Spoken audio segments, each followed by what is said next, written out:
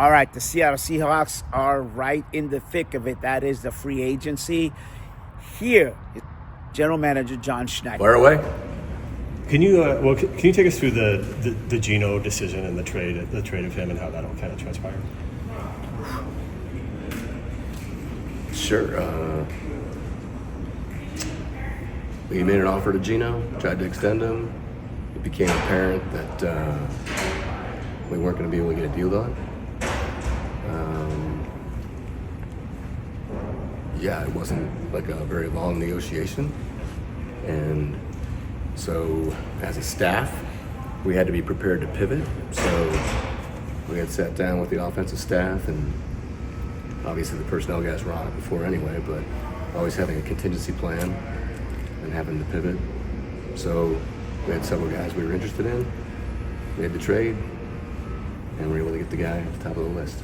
It doesn't happen all the time. Yeah, to be able to get Sam, that's a pretty darn good option to have coming off of this. How did that work out?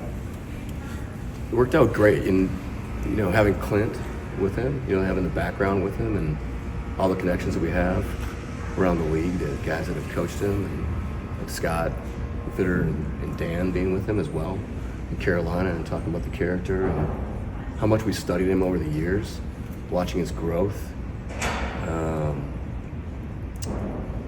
And personally being able to be around guys that have kind of hit it later in their careers, like Rich Gannon and Matt Hasselbeck and Geno as of late.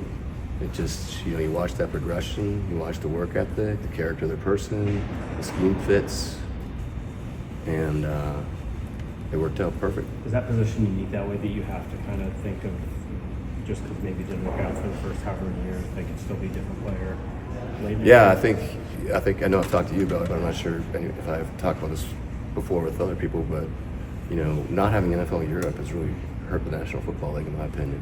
Mm-hmm. And guys like Mark Balger and Brad Johnson and Kurt Warner and Jeff Garcia and like all these guys that have been able to go play, JT O'Sullivan, I can go on and on. Guys need reps. Everybody needs reps. We all need reps. And so guys that have that experience, go through tough times, and then overcome it, those are the guys that you want to cling on to. Some guys just disappear. We've all seen that over the years. Guys that are highly rated, and I always thought, like with Sam, I always felt bad for Sam. These guys like, I talked to Jake Locker about this, and Brady Quinn. Like, these guys are like projected to be, like the first pick in the draft for a year, and it's like not their fault. You know what I mean? They're just trying to be college kids and kick ass at where they are, and all this stuff about projections and expectations, and sometimes it works out for them, sometimes it doesn't. How much did you like him initially? When he was coming out in the draft? We liked him a lot, but we didn't have a shot. So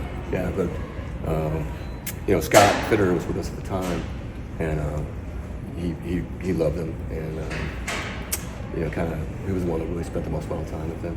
John, how much when Pete Carroll took the Raiders job did you know you could pivot quickly if the Geno Smith negotiations didn't go the way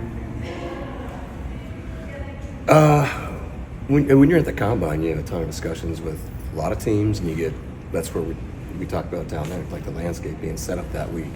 So you have to be ready as a staff to be able to be flexible and head in different directions, and that was one of them that had become evident once they lost out on Matt Stafford.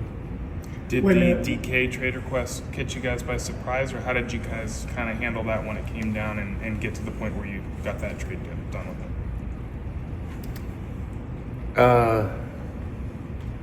As a surprise, I don't know if it was. There was discussions. DK and I were having a lot of personal discussions.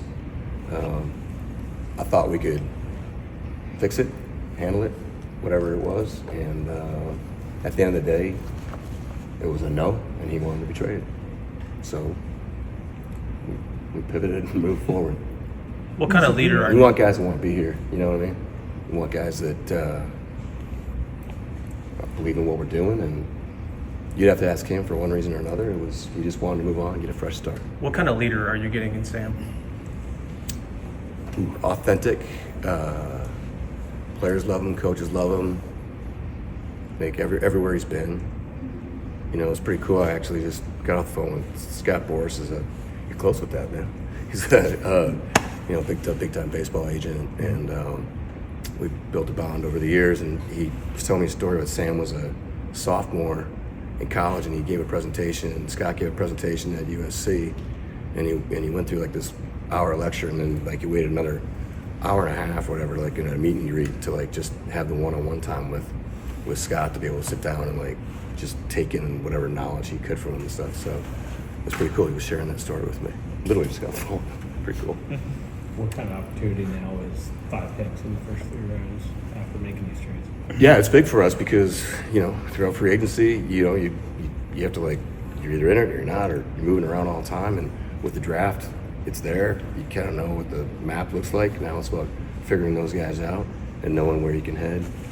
And so having 5 picks in the first 92s is huge for us. How do you look the offense as a whole? Obviously, a lot of change with Tyler or DK being gone, changing the quarterback, things like that. The offensive line, maybe you're not done there yet, but how do you sort of look at that whole thing, the way the offense is? Yeah, offensive line, definitely. We need to, like, look, I get it. Dave tells me all the time what's going on out there, okay? Like everybody sees it, you know. We were in on a big time guy that we wanted to bring in and get, you know, physical on when you spend that kind of money on a player, and, you know, we wanted to visit. Other team didn't want to visit, and they just went ahead and did the deal. So what does that mean? Does that mean you just go ahead and start panicking and throwing money at, you know, other guys that aren't quite as good? No. You make the smart decisions, smart, patient decisions. We've made decisions in the past, but usually don't jump in that quick, and we've made some decisions in the past that haven't been the best decisions for the organization because we weren't patient and we panicked, and you pay for that, you know, because we want to be a team that's, you know, acquiring all throughout the year so you can compensate for your deficiencies, whether it's injuries or, you know, underperformance at a certain position. So, you know, when we get to the trade deadline, we can be saying, okay, yeah, we need a Carlos Dunlap, or we need a Diggy, or, you know what I mean? We can be able to fix your team, and you have to be disciplined in your spending. And I get it. Like we all want things right now, but sometimes it happens, sometimes it doesn't. Were you surprised? So the draft is where you see the whole offense. We see a system, right? We see teachers, you know, Coach Dennison, JB, you know, Clint. I mean, there's a whole group of guys here now that like they travel in packs. Those guys, right? That group of guys, the wide zone guys, and so having a system in place, run the ball, teachers develop. We got to acquire and develop. That's how we see it now. You mean MVS was big for us. We were able to take the top off after losing DK, so that became a priority for us. Yeah, and then being able to get Josh as a swing tackle was huge for us. Yeah, but we'll be pecking away at it like year round, you know. Were you surprised a guy like Joe Tooney went for a 2026 fourth, given how hard it is to find a guard? Yeah. And when people say that, so like, you know, you guys are in on everything. Are there some of these deals that happen without you guys even having an opportunity to get in there and outbid somebody? Yeah, there's some conversations that are had that, you know, you're kind of like, okay, wait, so I thought you were gonna call us back, or you know what I mean? There's sometimes things just happen that, you know, we always say we want to be in everything, but like, you know, and Joe's a great player, you know, but you know, I'm not sure. The surprise was not that it was a 4th round pick, but that it happened that fast. Back to the Geno Smith thing being happening fast. Did you, if it wasn't so soon up against the free agency negotiating period starting, would you have gone back and forth on him, or was there no back and forth coming on that? There was no back and forth coming. So that's why it became pretty evident that we should trade him to the Raiders. Did he How surprising was that? No, he did not ask to be traded. I'm sorry. How surprising was that in the history you have with him that there was no back and forth at all? Surprising. just part of the business, part of the negotiation. And yeah, I don't know. It was just, I don't know if it's surprising or not. It's just reality. You know, DeMarcus to that defensive front, just what can a guy like that add to your defense? I mean, he missed time last year, but the guy's a monster. He plays super hard. He's a two-faced player, run and pass, great leader. Obviously, our, AD's relationship with him, which is part of what we're talking about free agency too. Like the acquisition portion is in free agency even more than the draft with, character, medical, psychological, scheme fit, coachability, all that stuff is even more important because you're spending a lot of money right away. So you better know damn sure like who the person is.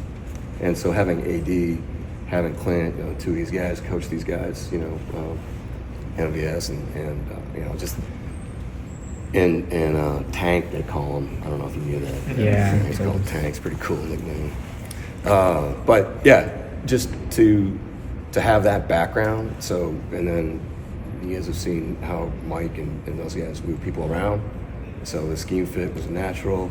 AD knew him, knows the person, knows the competitor, and the guy loves football and plays really hard and he's extremely disruptive.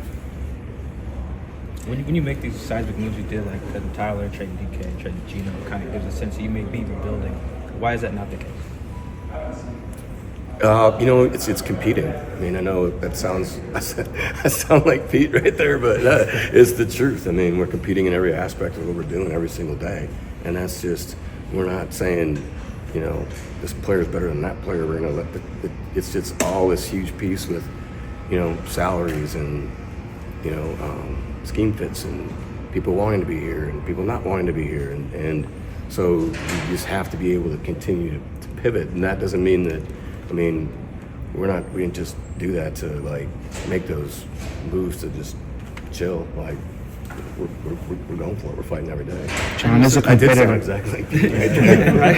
In everything we do, every aspect. That's awesome. I know, like when you look at obviously some of these moves, you kind of see it come down the line. When you have that many moves in 7 to 10 days, I know that's kind of normal for this time of year, but I mean, how much of a shift is that? How much is you really taking this is a new direction we're going in, at least offensively for this franchise?